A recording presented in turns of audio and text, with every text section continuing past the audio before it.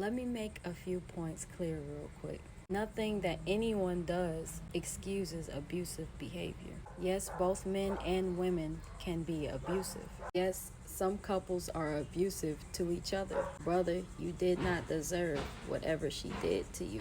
That was abusive. Sister, you did not deserve anything that the brother did as far as abuse. In my situation, I was not abusive towards my partner, still received abuse. Sometimes you could do everything right in a relationship and still get abused. Even if you did something wrong, that does not excuse abuse. He has every right to leave the relationship. She has every right to leave the relationship. This applies to both genders. I am not speaking against men or against women. I'm speaking for victims of domestic violence. If the shoe fits, wear it. If it doesn't, move on.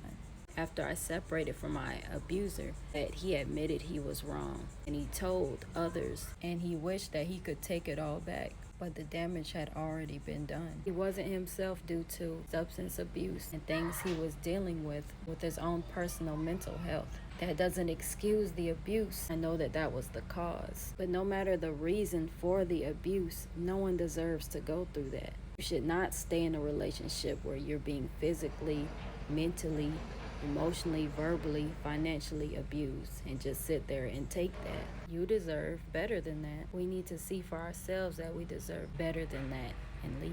We often stay in those situations because we do not yet see the value in our own selves.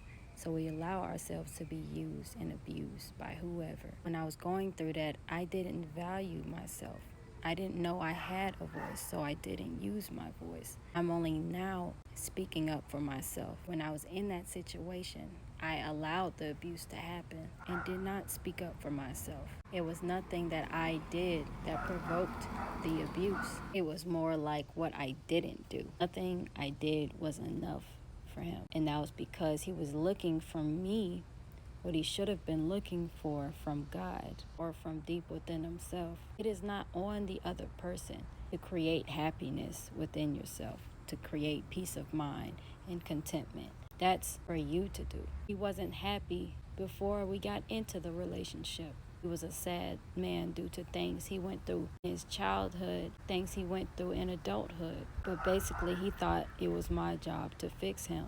You can only do so much for the other person to make them happy. That happiness is only temporary. Permanent happiness starts within.